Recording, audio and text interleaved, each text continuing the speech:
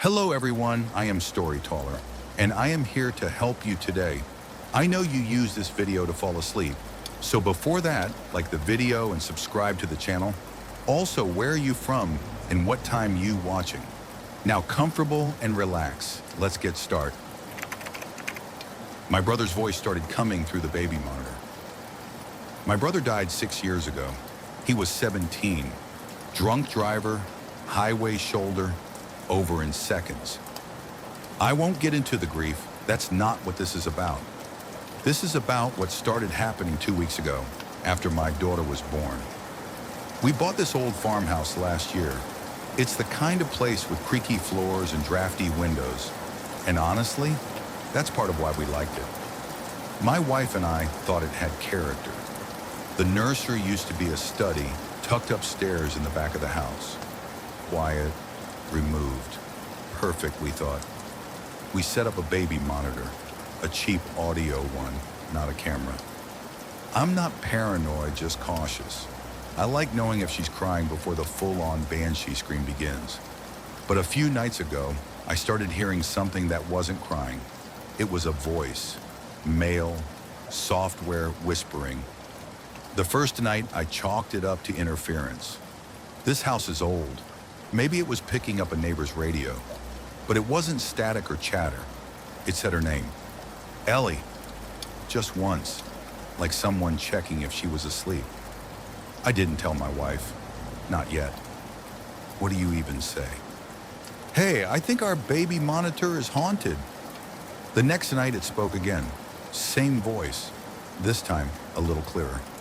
It's okay, Ellie, don't cry, I'm here. I went into the nursery, nothing. She was asleep, breathing slow, peaceful. The monitor was silent now, like it knew I was listening too hard. On the fourth night, I recorded it. Sat up with the monitor plugged into my laptop and hit record. I didn't even have to wait long. It's okay, I'm watching her. You can sleep. That voice, it was his, my brother, Caleb. I didn't believe it until I heard the way he said my name. The same half laugh in it, the same cadence. I hadn't heard it in years, but when I played it back, it was unmistakable. Jake, it's okay. That's when I told my wife. She listened. She didn't cry, but her hands trembled. She'd only met Caleb once, but she remembered his voice. We tried unplugging the monitor. It didn't matter. We heard it anyway, like the signal had settled into the walls. The monitor still whispers most nights. Sometimes it sings, half-remembered lullabies our mother used to sing to us. Sometimes it just hums. It always sounds calm, gentle, until last night. Last night I woke to Ellie screaming, not crying, screaming. We both ran into the nursery. She was in the corner, pressed up against the wall like she was trying to escape the crib. The monitor was on the floor, still on. I picked it up and heard it, Caleb's voice, but different now, urgent. He's here. Jake, get her out, now. Then silence, dead air. We're staying at a hotel now. I don't know who he is. I don't want to find out, but tonight the monitor's light blinked on again. And it's not Caleb's voice anymore. We've changed hotels, twice. Ellie clings to us at night. She won't sleep unless one of us is touching her. Her fingers find my shirt, or her tiny foot presses against my side. She lies still, breathing softly, but her eyes don't fully close. Lately, she watches the corners of the room with a focus too sharp for a child her age. The baby monitor's gone, smashed and left behind. Whatever came through, it didn't stay there. At the previous hotel, it found another way in. The television clicked on by itself, just static at first. Then the sound shaped itself. A voice emerged, slow and deliberate. The words were hushed, but they moved through the room like smoke. And as the voice grew clearer, the bed lamp began to pulse in rhythm, each flicker matching the cadence of the words. She belongs to the house. That was enough. We walked out within minutes. In this new place, we stripped everything down. No electronics, no screens. Nothing left that it can speak through. I stepped out just now to grab food and turned my phone on for a minute, hoping for a call back from someone who might know what this thing is. While I wait, I'm posting this quickly. I'll shut it off again before I drive back. I don't want it finding us through this. Still, something follows. Ellie senses it before we do. She tracks the ceiling, the spaces above door frames. Last night, she reached toward the corner where the walls meet, eyes wide. "He's watching," she whispered. Her voice was calm, certain. She's not even a year old. My wife hasn't said a word since we arrived. She cradles Ellie like she's the only real thing left, humming those soft lullabies. The same ones we once played on the monitor, before it turned against us. The melody used to soothe her. Now it feels like bait. I've started to wonder how long this thing has known about Ellie. The way she stares into darkness like it's speaking back. The way she hums the lullaby in perfect rhythm when no one else is singing. Then there's the way she seems to know things she shouldn't. How she points to the corner of a room as though she can hear the voice before it speaks. It's like something in her bloodline is calling it to her. My family has never talked about it, but there's always been an odd, unspoken tension around the older relatives. Something always felt off about their stories. Perhaps they knew. Perhaps we all knew. We're running out of places to go. The silence between us is heavy. Every door we close feels like a temporary seal against something inevitable. Ellie doesn't cry. She doesn't speak unless it's to point, to gesture, to let us know where it is now. Whatever this force is, it doesn't want us. It wants her, and not as prey. She isn't just being hunted, she's being claimed. The house, whatever that word means to this thing, isn't bound to one location. It isn't just a structure, it's following us, perhaps through her, perhaps for her. The voice didn't say she was in the house. It said she belongs to it. And that's what keeps me awake. She's not just a target, she's the opening. And it's getting closer. We didn't pack, just grabbed Ellie, the diaper bag, and the keys. No checkout, no plan, just distance, just instinct. I drove like the roads would disappear if I slowed down. Back roads, service routes, even dirt paths, anywhere but the places it had already touched. My wife, Sam, sat silent in the passenger seat, Ellie asleep in her arms, her tiny hand curled tight around that fraying blanket. I didn't know where we were going. Didn't matter, until the radio turned on by itself. I hadn't touched it. The display stayed dark, just static, low and sharp like something breathing through the speakers. Then a voice slipped through. "Jake." It wasn't a question, it was a warning. "Caleb," I said before I could stop myself. The air in the car changed, thinner, like the space around us was stretching. Sam straightened, her grip on Ellie tightening. Even asleep, Ellie stirred and made a soft sound, half whimper, half word, like she recognized the voice. It crackled through the static again, clearer this time. "Go back, farmhouse, barrier's thin there. Can't, he listens." The message broke apart like ice underfoot. The voice vanished. I pulled over, just stopped the car in the middle of nowhere. Sam looked at me, calm but firm. "It followed us," she said. "Even here. We can't outrun it, but maybe Caleb can help us." "I don't want to go back." "I know," she said, "but I don't think we have a choice." So we went back. We pulled into the gravel driveway just as the sun started rising. The house smirked at our return, like it expected us. There was something on the doorstep, a small wooden horse. Ellie reached for it immediately, whimpering when I didn't give it to her. I knew that toy. We hadn't brought it with us. I knew we hadn't. I'd cleaned it up weeks ago after finding it in a dusty attic box. It quickly became Ellie's favorite, but it was not on the doorstep when we fled. I would have seen it. Sam's eyes locked on it. That wasn't there before. She wasn't asking.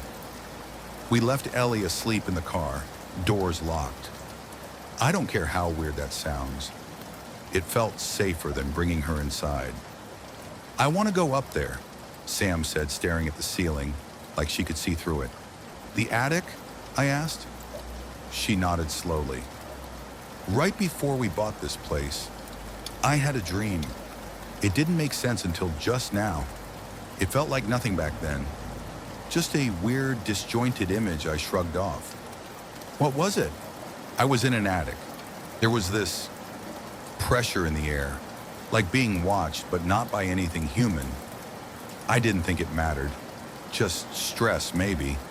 But the feeling I had in that dream, this creeping unease, it's exactly what I feel right now." I felt the chill crawl up my spine. "You think it was a premonition?" She turned to me. "I guess you're not the only one this place speaks to." The attic smelled like old wood and colder air. Dust rose with every step. I could hear my own breath. We didn't find anything at first, just the boxes we hadn't touched, insulation flaking from the corners. Then I stepped on something soft, a hollow creak, loose floorboard. Underneath, wrapped in faded newspaper, was a stack of black and white photos. Old, curled at the edges. They looked like scenes from some secret ritual. Men and women in carved wooden masks stood in a circle, surrounding a baby laid out on something like an altar. Candles burned around them, symbols scrawled in chalk or ash on the floor.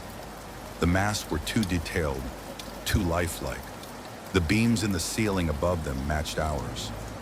So did the knot in the floorboards beneath the circle. This wasn't just a ritual, it had happened here, in our attic. Sam found writing on the back, names, dates, my family's names. People from my grandfather's generation, aunts, uncles, cousins. One photo had my grandfather in it, unmistakably younger, but wearing the same smug smile I'd seen in old family albums. He stood in our front yard, holding a baby. Behind him, plain as day, was a crooked old mailbox, our last name on it. "This was his house," I said, barely breathing. "I think it still is," Sam whispered. Suddenly downstairs something clicked on. A radio. The old tabletop radio in the dining room was lit up, crackling with static. The same one I'd thought was broken. Then Caleb's voice again. "Ellie's in danger. He's still here." I leaned in. "Who? Who is he?" "Our grandfather.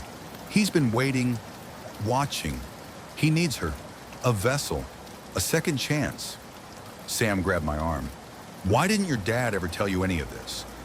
A pause, then Caleb's voice, raw and low. "I tried to warn him before you bought the house. He told me this was my fault. Said it was supposed to be me. Dad brought the horse. That's why he was here. He's in on it. I thought he might be happy to see me, or at least scared his dead kid was haunting him. But he was so matter-of-fact, it was as if he expected me to be here." Caleb's pain was palpable. Death didn't numb the wounds our dad inflicted. Silence. "Caleb, what do we do? How do we stop it?" The static hissed louder, drowning him out. But just before it cut completely, I heard one more voice layered beneath the noise. Different, smaller. "Tell Carl," it whispered. "Frank always wanted a brother too." The room shook. Not an earthquake. Something deeper, like the whole house was breathing in. We ran, grabbed Ellie, drove straight to my father's house. The lights were on, but no one answered. I knocked. I called. Nothing. A shadow passed behind the curtains. I grabbed a rock. Sam said nothing. Just held Ellie and ducked behind the car, ready. I raised it high. Just as my eyes squinted to shield them from the shards that would follow, the door opened, and there was my dad, smiling, like nothing was wrong. "Well, hey, what a surprise," he said. Dad's smile was too wide, a mask barely hiding the tension beneath. We didn't respond, just stepped inside. Sam went in first, clutching Ellie. I followed, eyes locked on him. He stood like he was waiting for a cue, an actor hoping the scene would end before everything falls apart. Sam didn't give him one. "Carl," she said, cool and direct. "We need to talk." He blinked, then forced a chuckle. "You guys look like hell. What's going on?" "When we moved in," I said, "we found a wooden horse in the attic. Hand-carved, worn smooth. We gave it to Ellie." Sam's voice was steady. "But when we left the house and came back, it was waiting for us. On the front step. We never put it there." Carl didn't blink. Old houses stir things up. Maybe you dropped it, or the wind caught it. These things happen. "There's something in that house," I said, "and it's not the wind." He gave a slow, sympathetic nod. "Your new parents, worn out. Trauma messes with the brain. It sees patterns that aren't there." Sam stepped forward. "Caleb warned us, said Ellie was in danger." The smile vanished. I pressed. "He said you blamed him for what's happening to us." Carl looked down, then shook his head slowly. "You're remembering grief, not a conversation. Sometimes echoes sound like meaning." He didn't look up. I said quietly, "Frank always wanted a brother too." He shattered. Carl dropped into the chair like his knees gave out, face gone pale. His hand reached for the table but missed, hovering uselessly mid-air before falling to his lap. "They never said his name," he murmured. "Not once. But I found it, scratched on the back of a photo buried deep in a drawer. I was 6. I asked Mom. She was drunk, stared into her glass for a long time before she said, "He didn't cry, not even when they came for him. Just stared at me, like he knew." Then she started sobbing, ugly, choking sobs, and she never spoke his name again. His hands clenched.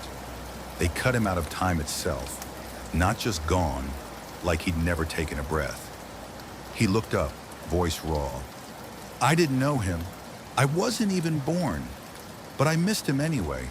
I needed him. When it got bad with my father, I used to talk to him, pretend he never left. He was the brother who protected me, who understood, who sat next to me in the dark and said, 'We'll get out of here.' I thought I made him up just to survive."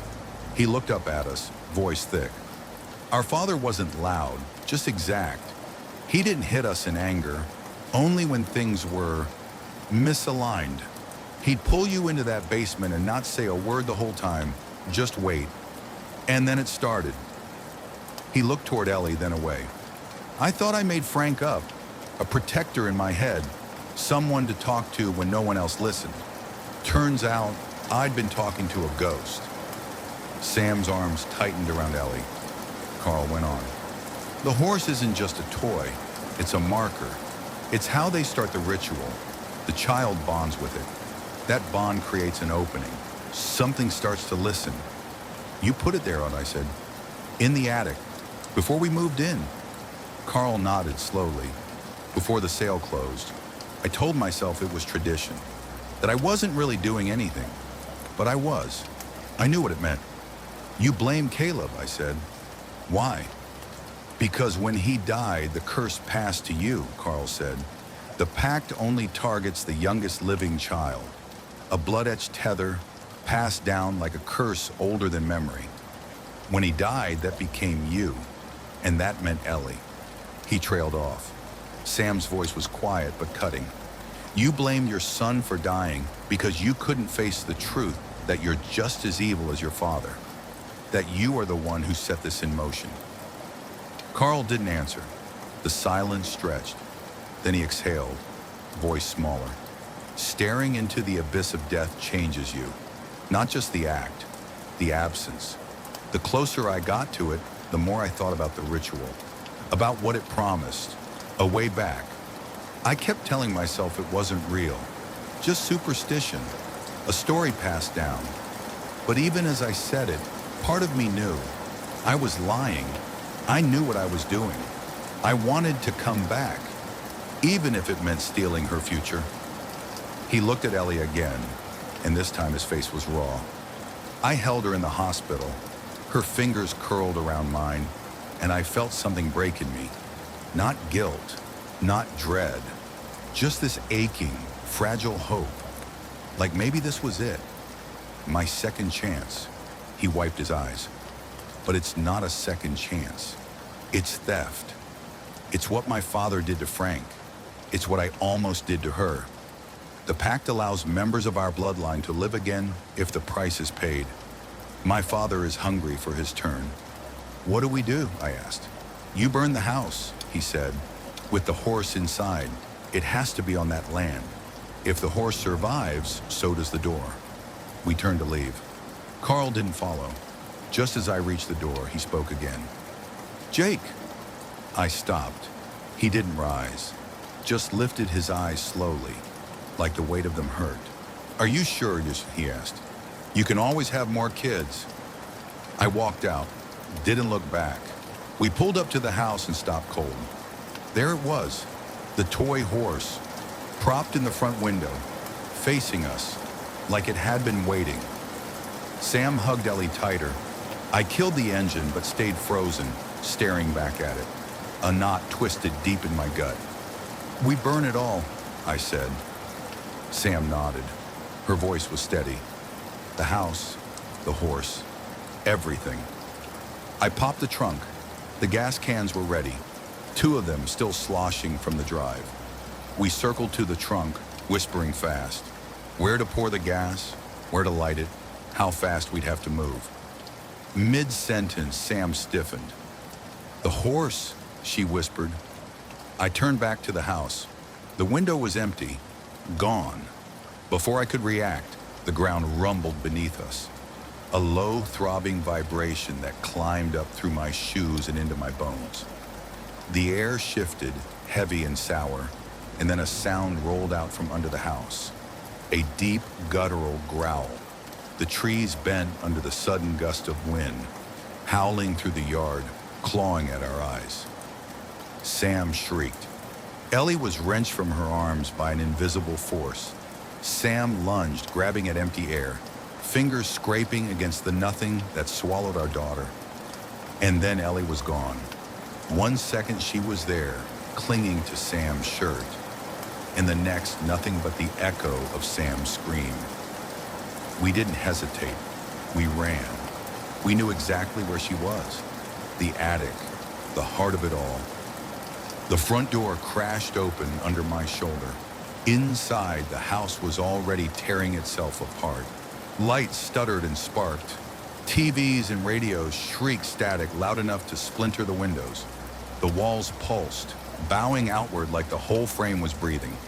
We barreled up the stairs 2 at a time. The attic door yawned open at the top. We rushed in and froze, literally. My legs locked mid-stride. I could still see, still breathe, but couldn't move. It was like every joint had been bolted in place. Ellie sat in the middle of the floor, tiny and still, clutching the wooden horse to her chest. Around her, a ring of candles sputtered and danced. Symbols had been carved into the floorboards, circles, jagged lines, things that hurt to look at too long. Then came the masks. 2 floated forward. One pressed itself over Sam's face. The other locked onto mine. They didn't smother, they caged. I could feel the dead weight of them clamping down, pulling me deeper into the ritual. A third mask rose slowly, hovering above the scene. An invisible figure wore it. My grandfather, the entity. It floated toward Ellie, reaching out with arms that weren't there, yet somehow still moving. Ellie didn't resist. She didn't cry. She just waited. The candles flared. The symbols pulsed. The entity lifted her. And then, the attic door exploded inward, rattling on its hinges. Caleb, or what was left of him. He burst into the room like a dying star, flickering, unstable, but still burning. The entity recoiled. Ellie slipped from its grasp. Caleb caught her. He cradled her against his chest for a moment, and then dropped to his knees, collapsing beside her, trying to wake her. His hands passed through her more than touched her, flickering and unstable. Behind him, the air warped. 7 figures emerged from the darkness. The vessel children. Their eyes burned red with fury. Children who had been offered up like lambs to the slaughter. At their head was Frank, small, silent, seething. Frank screamed, an awful, ripping sound, and lunged at his father, knocking the mask clean off. The others followed, swarming the entity. They didn't attack just the thing in front of them. They attacked the memory of all in the bloodline that had betrayed them, the families that should have protected them, but instead gave them up. The entity faltered, losing form under the sheer weight of their rage. I saw it then, the flicker of realization. It was losing. It couldn't win against the vessel children. It needed help. And so it spoke, not to us, to Caleb. "Help me," it rasped. "Help me defeat them. You can have her. You can possess her. I'll wait for the next one." The words slithered through the ritual space, poisoning everything they touched. Caleb froze. I could see it, the terror on his face. He was spent. Whatever force had let him manifest was almost gone. Even if he saved Ellie now, he would fade into nothingness. But if he accepted, he could live. The entity knew exactly where to strike, at the same fear that had ruled Carl's heart. I saw Caleb falter, saw him look at Ellie, at the children, at the door back into existence swinging open before him. He hesitated. Caleb didn't move at first. The spirit's voice threaded through the smoke, soft and slithering. "You don't have to die. Take her hand. Choose life." He almost did. Frank's broken form, barely visible in the smoke, reached out. His hand wasn't strong. It wasn't even whole, but it closed around Caleb's wrist, a dead boy's grip, trying to hold back the cycle. Caleb's whole body shook. He closed his eyes. He wanted to live. God, he wanted to live. But Ellie whimpered. And somewhere under the ash and static, Caleb remembered what it meant to love someone more than yourself.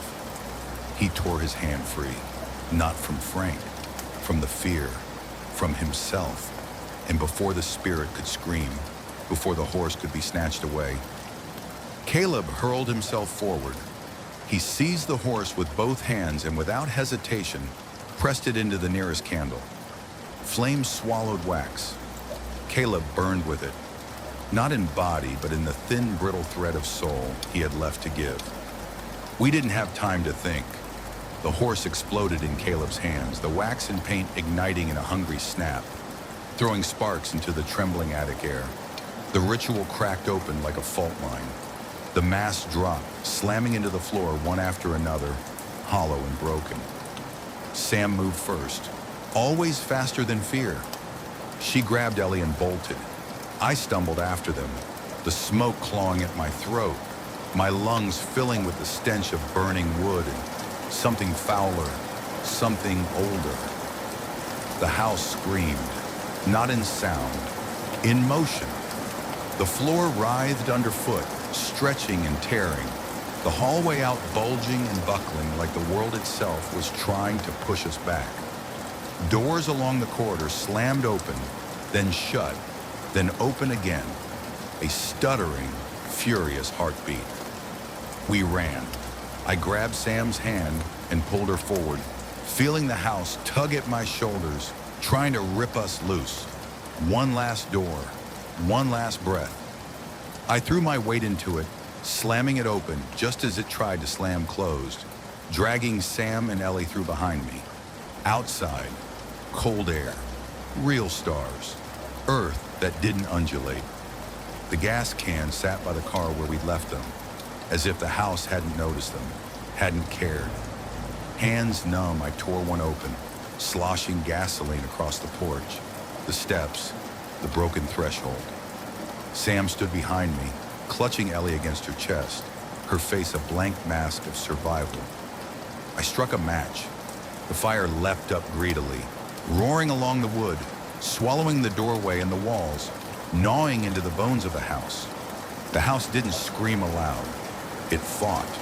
The flames bucked and twisted, trying to writhe free, to hurl themselves off the walls, to undo what had been done. But Caleb was already gone. The ritual was already broken. The blood debt uncollected. The house burned. No faces in the windows. No whispering in the eaves. Just the smell of ash and grief and old bitter promises burning out at last. We stood in the dirt and watched it die. It's been 3 years. Different state, different house, different ghosts. We never spoke to Carl again. I don't know if he's alive. I don't much care. Ellie is 4 now. She's fierce, bright, smarter than either of us knows how to handle. Sometimes when she's excited, she talks with Caleb's grin, half laughing, half challenging, like the world isn't moving fast enough for her. Sam says it's just family resemblance. I want to believe that. Most days I do. Last night, though, I woke up around 3 a.m. No reason, just a pressure in my chest. On my way to the kitchen, I passed Ellie's door and froze. She was awake, sitting cross-legged on her bed, whispering into the dark. I leaned closer. He's sleeping, just like before. The words floated out. Calm, too calm. I knocked lightly. Ellie, what are you doing up? She turned toward me, face shadowed, smiling. Nothing, Daddy, she said sweetly. Then in a voice too steady, too old, you shouldn't be eavesdropping. It wasn't just what she said, it was how she said it, like someone else was watching me through her eyes. My heart jammed into my throat, and then she laughed, bright, messy, normal, and flopped backward into her blankets, giggling. Only the laugh, the crack in the middle of it, the way it bent, the way it splintered just wrong. For one breathless moment, it sounded exactly like Caleb. I stood there for a long time, long after she fell asleep, long after the house settled into silence, just counting my own breaths, just making sure they were still mine. I know the horrors that hide in the rain, they still speak to me. I still can't believe she is gone. My sister Laura, her friends, all drowned. At least that was what we were told. We attended a funeral, but not all the bodies were recovered. Laura's was gone, but 3 of her friends were recovered. It gave some glimmer of hope that she was not dead, just missing. After a year, though, it seemed unlikely she would be found. The area had been searched. We were told that divers went into the lake to try and find the missing ones, but no one could. It was devastating for my family. But what I could not understand is what exactly happened. All we knew when she left was that Laura was going on a trip with her friends last year for spring break. It was a place in the mountains several hours away, the Lake Kashur Resort in Spey. Apparently they had gone into the lake one night during a storm. They had allegedly been drunk, and somehow each one of them had drowned. The proprietor of the place was unable to be reached for comment, but authorities said that all evidence pointed to a tragic accident. Normally, I would not have done anything but grieve for the loss of my sister, but then the letter arrived. It was from a man named Tim. He was the sole survivor of my sister's trip. He had an outlandish tale of impossible things that sounded like the delusional ravings of a person with survivor's guilt. The authorities' statement, predictably, clashed with his deranged ravings. They insisted it was a drunken swim party gone awry, resulting in an accidental death. But I never believed it, not about my sister. She was far too controlled to get intoxicated, and even if she had, she would never be so careless. Yet the official investigation was stalled, if not ended entirely. The letter was genuinely disturbing, a cryptic tale from my sister's former friend. I can still hear their screams echoing in my mind, all of them. Adam and Gina were the first to fall, the splashing footsteps, Swallowed by water, it was impossible. Yes, they drowned, but not in the lake. Laura, Becky, and I managed to reach the resort. The staff left us to fend for ourselves. Those things, the shapes, they followed us there. They were in the rain, the lake. It was our fate, sealed and inescapable. Forgive me, Becky, Laura. I tried, I really tried, but I was too late. I am sending this to any of your family member who will listen. I beg you, do not let them get away with this. They knew what would happen. It was the creeping madness of that letter that made it seem like a fever dream or a drug-induced delusion. Yet something in Tim's words, the raw terror that bled through his scrawled handwriting, made my skin crawl with a truth I couldn't explain. I put the letter away and departed. I struggled with the decision to reach out to the man to verify the details of his story. I had sent a letter hoping for a response, yet he remained silent and I lacked his contact number. I learned he had relocated to Nevada, and the idea of traveling such a distance just to confront him felt overwhelming. His statements to the police seemed too outlandish to take seriously, yet part of me couldn't shake the nagging curiosity about the truth behind his claims. I had to know for sure, so I made the decision. I would go to Lake Kashur and try and find my sister, or at least say goodbye to her at the last place she was seen. The trip took nearly 7 hours, rain pelting my windshield most of the way. Though gloomy, the drive was not unpleasant, and the area was admittedly beautiful. The further I drove, the more isolated the roads became, until I was winding through dense forests on a single-lane road that didn't appear on my GPS. My phone disconnected and reconnected for the 10th time before losing the signal completely. Just when I began to think I'd made a terrible mistake, the trees parted, revealing Lake Kashur Resort and Spa. It looked impressive, though unpopulated. The main building, a sprawling 3-story lodge with weathered cedar siding, boasted against a backdrop of fog-shrouded mountains. Several smaller cabins dotted the shoreline, their windows dark and uninviting. The lake itself stretched vast and resplendent, its surface rippling despite the absence of wind. Though it was impressive and serene, something in the shifting waters made my skin crawl. A sign on the road indicated, "Welcome to Lake Kashur, where memories run deep." Someone had scratched something beneath it, but it looked like a thin layer of slapdash paint had been applied over it, trying to cover whatever message someone had attempted to carve into the sign. I parked in the nearly empty lot. Only a resort truck and a few cars were there. Pulling my jacket tighter against the chill, I grabbed my bag and headed to the entrance as the skies darkened and thunder rumbled. Inside, the dim lobby was lit by antique fixtures, casting long shadows across the polished floors, and I moved toward the reception desk. A rustling sound came from behind the reception desk before a woman appeared, her movement so suddenly I nearly jumped. "Welcome to Lake Kashur," she said. "Do you have a reservation?" "No, I was hoping to speak with someone about an accident that happened here last year." She studied me for an uncomfortably long moment. "I am sorry we are not able to disclose details of any incidents that happened here to the press." "Well, no, I am a relative. My name is Connor. I'm here because my sister stayed here last spring." "Laura Hansen? She would have been in a larger group of people visiting for spring break." "Could I check the guest book?" Something flickered across her face. "I'll need to get the manager," she said abruptly, reaching for a phone beneath the counter. She turned away slightly, her voice dropping to a whisper. "Mr. Dalton, there's a young man asking about an incident." "Yes, last spring." She paused, listening.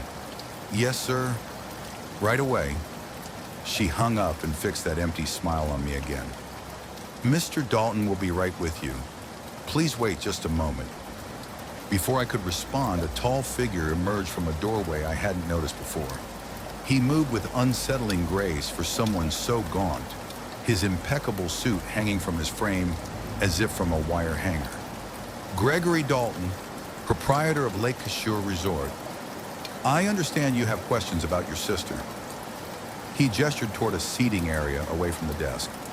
Please, let's speak somewhere more comfortable. I followed him to a pair of leather chairs positioned near a window overlooking the lake. The rain had intensified, drops streaking the glass like tears. Laura Hansen, he said, folding his hands in his lap. Such a tragedy. I remember her vividly. Bright young woman, studious, not like the others in her group. The way he described her was uncannily accurate. I leaned forward. If I could be direct, what do you know about what really happened to her, Mr. Dalton? The official report says they drowned, but my sister was an excellent swimmer. Dalton's eyes flicked toward the sound before returning to me. Rules exist for a reason, Mr. Hansen. Sometimes tragic ones.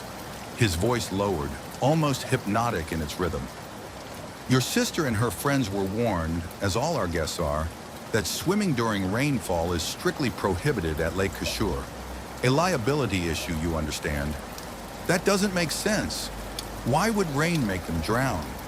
And if there was a rule, Laura wouldn't break it like that. Peer pressure can be a powerful motivator, even for the most disciplined among us. He sighed, a practiced sound of rehearsed regret. They were young, exuberant. Perhaps they thought our warnings were superstitious. Many do. I felt a chill that had nothing to do with the draft in the old building. What exactly are you saying happened? They went swimming during a storm much like this one. Dalton gestured toward the window. The lake can be unpredictable. Currents shift, temperatures drop suddenly. People lose track of how far out they swim, and then, well, by the time our staff realized what was happening, it was too late. The explanation, although hard to accept, was not entirely implausible. But still, something in his delivery felt hollow, like reciting lines from a well-rehearsed script. The pieces didn't fit. Tim's letter described something far more sinister than careless swimming. Thunder echoed over the lake as Mr. Dalton glanced at the window. Rain poured down, churning the lake's surface. Before I could speak, Mr. Dalton interrupted. My sincerest condolences to you in this time of sorrow. Should you wish to remain with us for the night, I would be honored to have you stay. We have another group of young people here on break, and you might enjoy their company. Besides, another tempest has arrived, and traveling amidst such torrential rain would be most perilous. Naturally, I shall provide full recompense for your night's stay, a mere token of solace in light of the profound loss of your dear sister. I hesitated, the conflicting information warring in my mind. I could investigate further if I stayed, maybe even find some evidence about what really happened to Laura. On the other hand, every instinct screamed that something was deeply wrong with this place. That's very generous, I said carefully. I think I will stay, just for the night, thank you. Excellent, Dalton replied, his thin lips stretching into what might have been a smile. Room 217 should accommodate you nicely. It overlooks the lake and is close to... He stopped himself. Well, it has a splendid view. Close to where Laura went missing. He didn't need to finish. I knew that guarded look, and it made me even more suspicious of just what they were hiding here. The receptionist arrived with a brass key marked 217. Dinner is at 7, Dalton said, rising fluidly. Feel free to explore, but stay indoors and avoid the lake while it rains, for safety. Of course, I agreed, accepting the key. Dalton abruptly left, and a bellhop guided me to the second floor. The whole place had an eerie emptiness. Only staff seemed to be lurking around. The woman handed me the key and left without a word.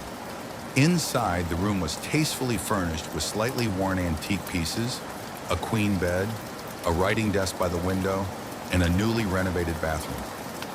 The view, described as splendid, showed only a rain-beaten lake and a mist-obscured inlet.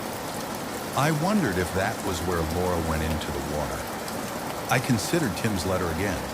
How he mentioned shapes in the rain and footsteps splashing on the ground. At the time, I dismissed it as trauma-induced hallucinations. But now, staring at the churning lake, I wasn't so sure.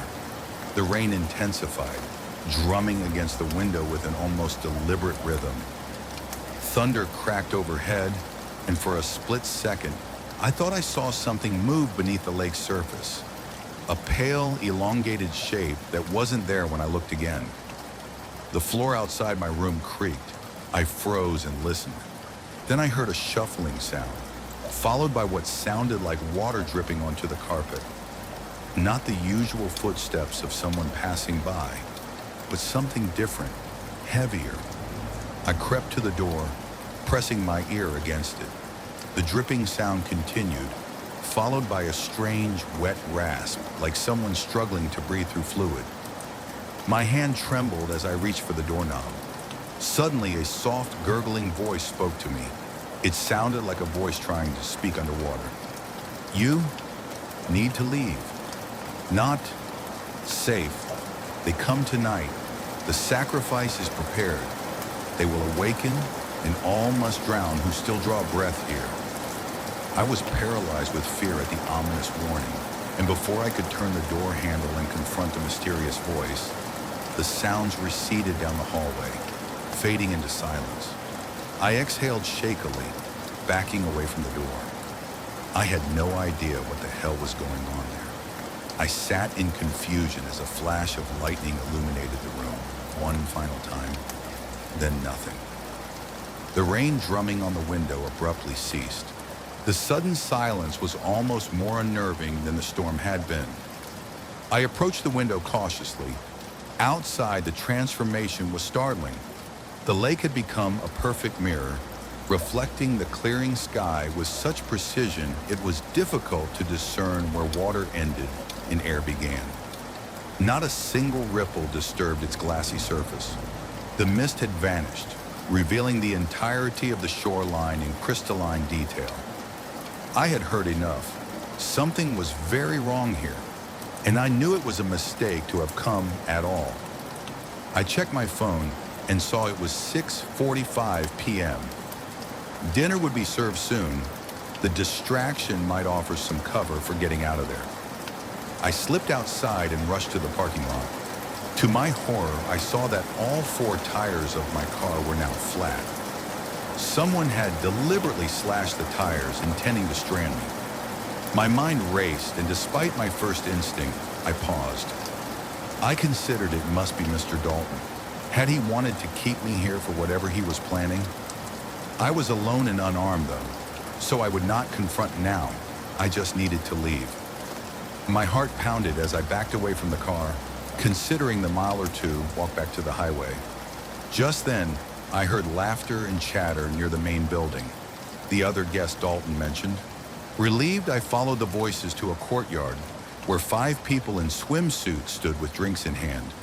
They were heading to the lake despite the approaching darkness and recent rain. I figured they might be able to help me get out of there, so I followed them and discovered a small cove, partially hidden by rocks, just as Tim described. A weathered wooden dock stretched 20 feet into the water. Had Laura stood here before she vanished? As I moved toward the dock, I saw the sign, bold red and indicating absolutely no swimming in the rain. They were very serious about that rule, and yet not much effort to enforce it if people just came out here and it started to rain. The group of swimmers were making their way down the path toward the dock, their voices carrying clearly across the still night air. "Dude, this place is amazing," one of the guys said, his arms slung around the girl's shoulders. "Totally worth the price of this place. I still can't believe we have the whole resort practically to ourselves," another girl replied, her blonde hair catching the moonlight. "The old guy said swimming during bad weather is not recommended," one of the taller guys said, mimicking Dalton's formal cadence. "But what he doesn't know won't hurt him." "I don't know, guys," a brunette girl hesitated, hugging herself. "Did you see how he looked at us when Jake asked about swimming? It was creepy. For all we know, they have hidden cameras or something." Come on, Melissa, the guy with his arm around her urged. The rain stopped. It's perfect out. When will we ever get another chance like this? It's gorgeous out. The group stopped abruptly when they spotted me. An awkward silence fell over them. Hey, creep, what the hell? One of the guys called out. You work here or something? I realized they were talking to me as I was watching them from the tree line. I shook my head, stepping back toward the shore. Number just a guest like you. They visibly relaxed, though the brunette, Melissa, still eyed me with suspicion. Sweet, said the guy who seemed to be the leader. We're just going to take a quick dip. You won't tell the staff, right? I hesitated. These were just college kids looking to have fun, exactly like Laura and her friends had been. I don't think that's a good idea, I said, surprising myself with the firmness in my voice. There was an accident here last year. People died. Listen, I think we need to leave. There's something wrong with the people who work here. Something's off. Someone slashed my tires and I heard something about a sacrifice. The group exchanged glances. After a pause, several of them burst into laughter. A sacrifice? Seriously? Did the old man put you up to this? What's next? A hook-handed killer who preys on couples making out. I'm serious, I insisted, stepping closer. My sister was here last year. She drowned in this lake with her friends. The only survivor sent me a letter about things in the lake that came out when it rained. Please, just listen to me. My desperation must have shown through because some of their smiles faltered. Melissa bit her lip. Maybe we should go back. I didn't like the vibe of this place anyway. Oh, come on, the other girl exclaimed. We paid good money for this weekend. I'm not letting some random dude with a sob story ruin it. Look, I'm not trying to scare you, I said, but something's not right here. The manager, the staff, they're hiding something. And my tires, your tires probably got punctured on the crappy road getting here, Jake interrupted. Happens all the time in these backwoods places. Thunder rumbled in the distance, a sound that made my blood run cold despite the clear sky above us. Weather's turning again, the tall guy noted, glancing at the horizon where dark clouds were gathering with unnatural speed. Maybe we should head in, just for a bit. Jake shook his head stubbornly. One quick dip. We'll be back before the rain hits. Before I could protest further, he was sprinting down the dock, the others following with varying degrees of enthusiasm. Jake dove in with a splash, followed by two others. Melissa and the tall guy hung back, watching from the edge. Come on, it feels amazing, Jake called, treading water. I took a step back as the sky darkened with impossible speed. One moment clear, the next churning with black clouds. The distant thunder wasn't distant anymore. It cracked directly overhead, making the dock vibrate beneath my feet. The first drops fell. Jake, seriously, let's go! Melissa called, backing away from the edge. But something was happening to the lake. Where it had been glass smooth moments before, now the surface rippled oddly, not from the rain or the swimmers, but from below. Concentric circles formed around the three in the water, as if something was rising toward them. You guys need to get out now, I yelled. They reached the shore and were panting, but all okay apparently. They looked to each other and then the lake and started laughing. Ah man, nothing happened. Thought the Loch Ness monster would come out to play or something with all the buildup. They continued laughing with only the girl named Melissa grimacing and looking around nervously. I watched the lake as the rain intensified and was disturbed by how the water began to roil. Less like a lake, more like an angry ocean. The lake's surface began to churn violently, waves forming where there had been none before. The rain suddenly intensified, shifting from a gentle patter to a downpour in seconds. A light in the distance cut through the darkness from somewhere behind me, sweeping across the shoreline. I raised my hand to shield my eyes as the powerful beam briefly illuminated me, casting my shadow long and distorted across the lake. The light was impossibly bright, like a searchlight, but stronger. scanning methodically across the water's surface. Two sharp, piercing whistles sliced through the air, mechanical, like an old steam engine announcing its arrival. The sound echoed across the lake, reverberating in my chest. "What the hell is that?" one of the guys shouted, pointing toward the source of the light. I turned to look, but the beam had already moved on, now sweeping across the turbulent surface of the lake. In its path, I could see something disturbing the water. Not waves, but shapes moving beneath the surface, pale and elongated. The group scrambled away from the shore, grabbing their belongings in a hurry. Through the increasing downpour, I noticed movement on the resort's main driveway, headlights cutting through the rain as several vehicles pulled away from the lodge, fleeing in haste. "They're leaving us," I whispered, a cold dread settling in my stomach. "The staff is evacuating. They know something is going to happen." I considered the mysterious words about a sacrifice, and my heart sank. Before anyone could process what was happening, a red pickup truck with flashing emergency lights lurched down the path toward our position, its tires spraying mud and gravel. It skidded to a halt at the edge of the cove, and the driver's door swung open. Mr. Dalton emerged, no longer the composed proprietor, but a man possessed. His thin hair was plastered to his skull, his expensive suit soaked through. In his hand was something that looked like an antique lantern, its blue flame impossibly bright despite the rain. "It happens faster every year, as if your cohort becomes increasingly less intelligent," he sneered with a chilling chuckle. "Simple rules for simple minds.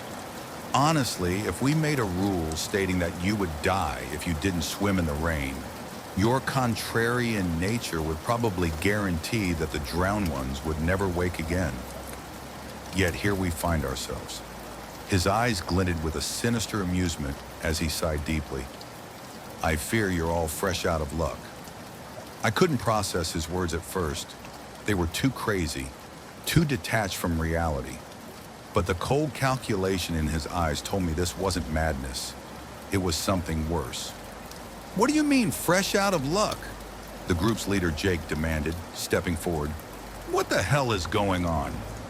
Dalton ignored the chaos, focusing on me. "You should have stayed in your room, Mr. Hansen. The lake is off limits during rain, as I warned. Now you'll see what happened to your sister. The cycle continues. The lake must be fed. Die well." With that, the truck sped off. Terrible splashing footsteps echoed on the ground by the shore, like something heavy emerging, yet nothing was visible. Everyone froze in fear. Suddenly, a scream pierced the night, cut short as a girl was dragged across the wet ground, clawing at the earth. An unseen force, rain turned solid, pulled her toward the water. "Help me!" she cried, terror in her voice. Two men lunged, grabbing her wrists, forming a grim tug of war against the invisible pull. "Don't let go," she sobbed, her eyes wild with fear. But something was wrong with the rain where it touched her skin. It wasn't running off, but collecting, thickening, taking form. Pale, elongated fingers materialized from the raindrops themselves, clutching at her legs, her waist, multiplying with each passing second. Soon her scream was smothered by a rush of water, forming from nothing over her head, drowning her on the edge of the water. In the next moment, the girl's body was pulled free from her attempted rescuers, and she was yanked backward with impossible force. She didn't even have time to scream again before she was submerged, the lake swallowing her whole without a splash, as if she'd never existed at all. "Jenny!" her friends screamed in unison. The remaining swimmers stood on the shore, their panicked screams barely audible over the hammering rain. I stood frozen, processing the horror of the situation. This was what happened to my sister. It wasn't an accident. It was a sacrifice. "Run!" I shouted to the others, finally breaking free of my paralysis. "Get away from the water!" But it was too late. The rain itself seemed to come alive, droplets coalescing midair into translucent shapes. One man was pulled off his feet by invisible forces, dragged through the mud as he screamed and clawed at the earth. Clinging to a tree trunk, his grip failed as reins shaped into fingers pried him loose. "We have to get to the lodge," I yelled. We sprinted through the rain, surrounded by translucent figures with featureless faces, water streaming from their elongated limbs as they moved toward us unnaturally. The lodge loomed ahead, dark and imposing against the storm-racked sky. The front entrance stood partially open, swinging lazily in the wind. Not a single light burned inside. "They're gone," the tall guy panted as we raced up the steps. "Everyone's gone." We burst through the doors into the cavernous lobby. The reception desk was abandoned, drawers hanging open as if someone had left in a hurry. The elegant furniture that had seemed so welcoming earlier now cast grotesque shadows in the dim emergency lighting. "We need to barricade the doors," I gasped, already shoving a heavy armchair toward the entrance. Melissa and the tall guy joined me, dragging a coffee table and an antique bench to block the way. "I've got my car," Jake said suddenly, fumbling for his keys. "It's right out front. If I can get to it, we can drive out of here."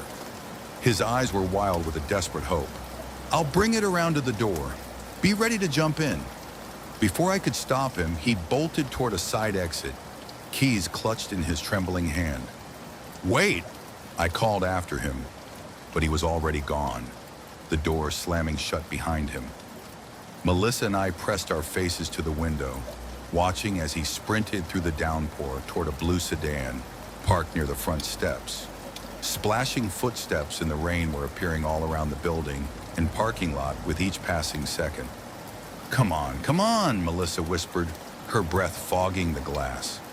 The rain intensified, and it became difficult to see anything outside.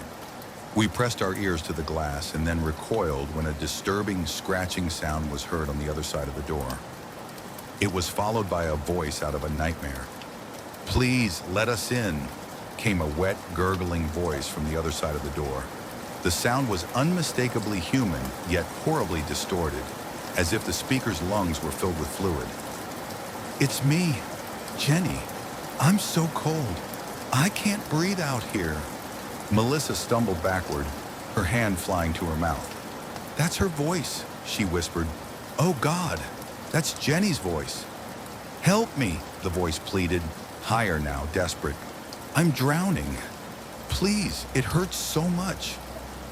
Water began seeping under the door, not in the usual way rain might trickle in, but purposefully, gathering into a puddle that crept across the floor toward us. "Don't listen," I hissed, pulling Melissa farther back. "That's not Jenny. Your friend is gone." A second voice joined the first, this one deeper but equally waterlogged. "Sam, please, open the door. I can't hold on much longer." The voice choked and sputtered. "The water, it's filling my lungs." "Matt," Melissa whispered, her face ashen. She took an involuntary step forward before I grabbed her arm. "It's not them," I insisted, though my voice trembled. "It's whatever took them. The same thing that took my sister." The frantic scratching grew louder against the walls and door. Tears streamed down Melissa's cheeks as she sobbed into her hands. Beside her, Sam gently comforted her with a soothing voice and embrace. Distracted by the unearthly voices pleading to be let in, we missed what was happening outside. Jake reached his car, the engine roared, and headlights pierced the darkness as he reversed.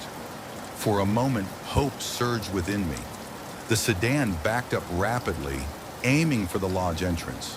If he could get close enough, we could make a run for it. But something was wrong.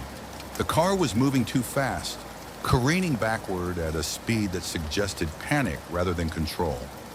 Through the rain-streaked windshield, I could see that Jake was wrestling with the steering wheel, his face contorted in terror. Something's in there with him, I realized aloud, just as the sedan crashed through the barricade we'd erected, splintering the wooden barricade and shattering the lobby doors. Glass and splinters exploded across the marble floor, as the vehicle smashed halfway into the building before grinding to a halt, its rear wheels still spinning. "Jake!" Melissa screamed, but her voice died in her throat as we saw what was happening inside the car. The interior was filled with water, impossibly contained within the vehicle like an aquarium. Jake thrashed within, his mouth open in a silent scream, bubbles escaping his lips as he pounded against the windows. His eyes bulged, pleading for help we couldn't provide. And then I saw them, the pale, elongated figures sharing the flooded car with him.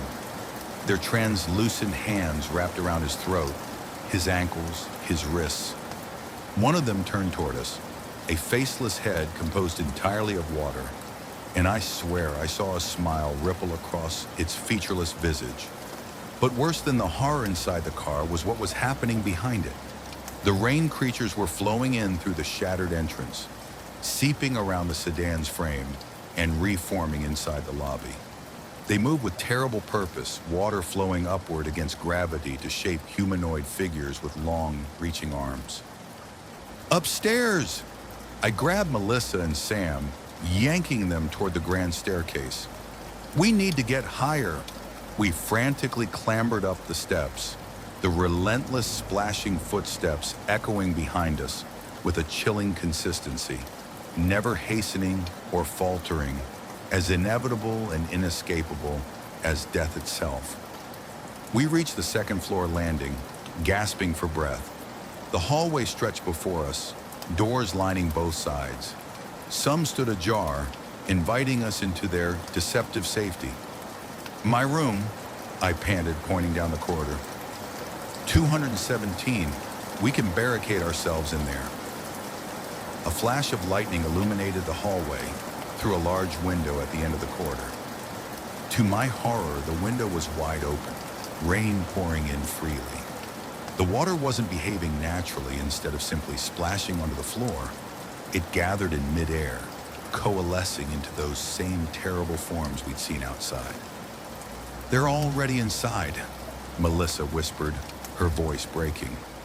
We looked behind us to see more water creatures ascending the stairs, their movements fluid yet somehow wrong, like stop-motion animation played at the wrong speed. "Run!" I shouted, pulling Melissa toward my room. Sam sprinted ahead of us, but as we passed the open window, a watery tendril shot out, wrapping around his ankle. He stumbled, crashing to the carpet. "Help!" he screamed, fingers clawing at the hallway runner as the tendril began dragging him back toward the window. I lunged for his outstretched hand, our fingers brushing for a split second before he was yanked away with impossible force. "Sam!"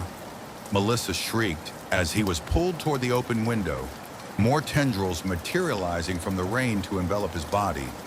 His scream transformed into a choking gurgle as his head disappeared beneath the watery surface. "We can't help him," I shouted, watching in horror as Sam's struggling form was enveloped in water that seemed to materialize from nowhere, covering him. We made it to her room and slammed and locked the door. I ensured the windows were closed and barricaded the door.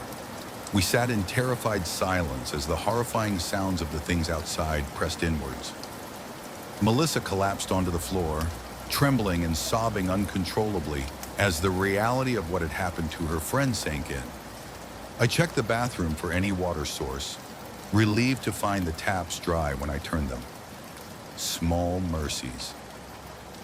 "What are those things?" she whispered, her voice barely audible over the pounding rain outside.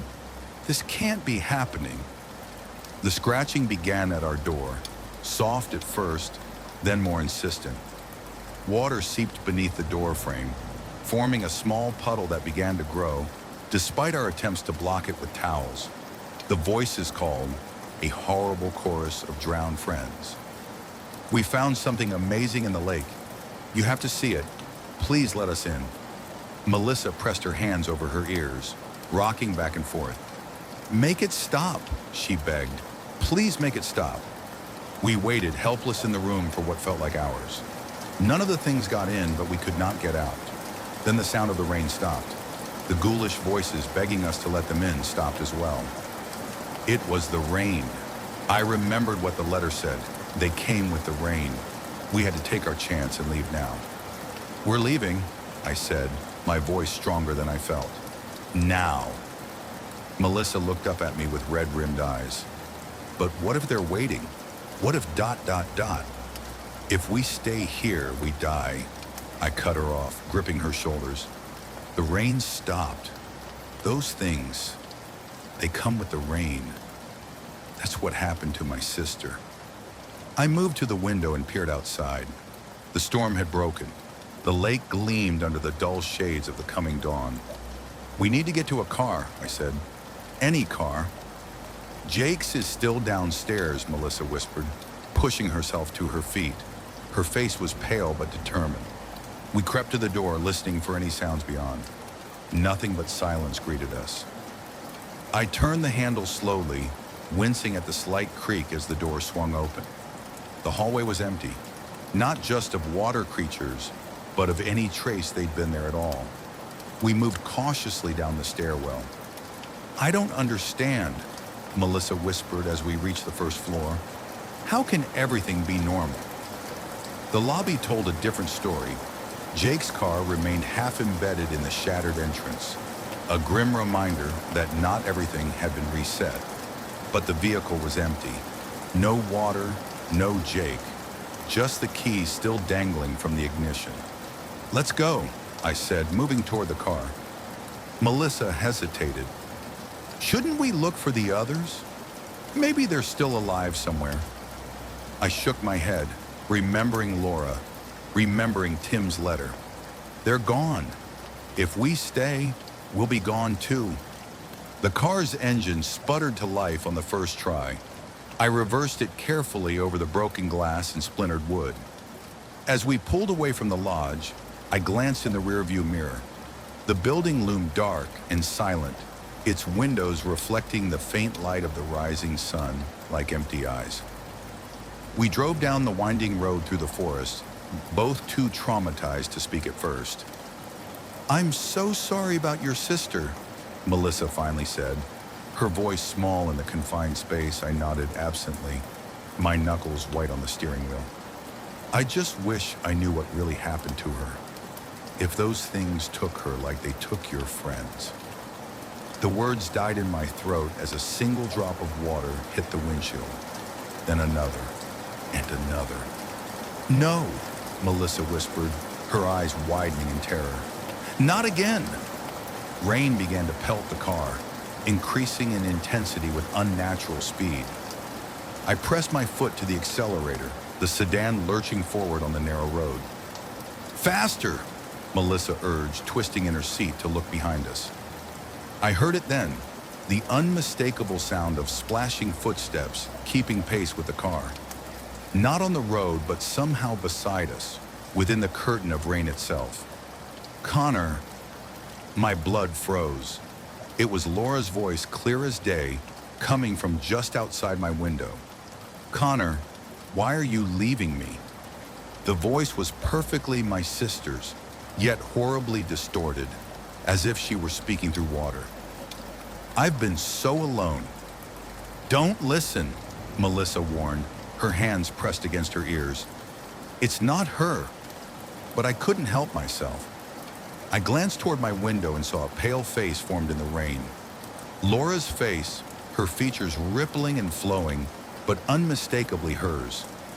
Water streamed from her hair, her eyes, her mouth as she clung to the car. Impossible, yet undeniable. Please, Connor, I'm drowning. Help me. Her watery fingers pressed against the glass, leaving no marks yet.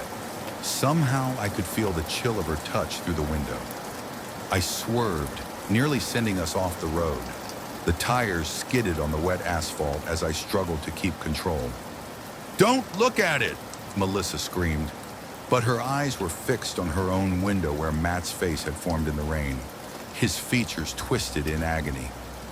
The windshield wipers worked frantically, slicing through the apparitions only for them to reform instantly. Laura's voice grew more desperate, more insistent. You promised you'd always protect me. Why did you leave me here? I'm so cold, So dark under the water. My chest constricted with grief and guilt. I'm sorry, I whispered, tears blurring my vision. I'm so sorry, Laura. Pull over, her voice coaxed, sweet and terrible. Just stop the car. Let me in. We can be together again. For a heartbeat, my foot hovered over the brake pedal. The longing to see my sister again, to speak with her one last time, was overwhelming. Connor, don't! Melissa's hand clamped down on my arm. It's not her. Remember what happened to the others? The spell broke. I stomped on the accelerator and eventually the voices receded as well as the rain. My sister was gone. What was left there was not her. Melissa and I made our way back to what we believed was safety, but I recalled Tim and his survival and realized we would never really be safe again. Those creatures had marked us, and they would relentlessly pursue us. The rain, once a simple part of nature, had transformed into a constant harbinger of our impending doom. That was all 2 months ago. Melissa and I stayed in touch after our escape from Lake Kishore, bound by a trauma no one else could understand. The official report blamed a flash flood that claimed her friends, another tragic accident like Laura's. I tried to explain what really happened. Rain forming into people, drowned voices, and a proprietor who fled, leaving his guests as sacrifices, but it sounded insane. They offered grief counseling and quietly closed the case. I've spent hours researching Lake Kishore.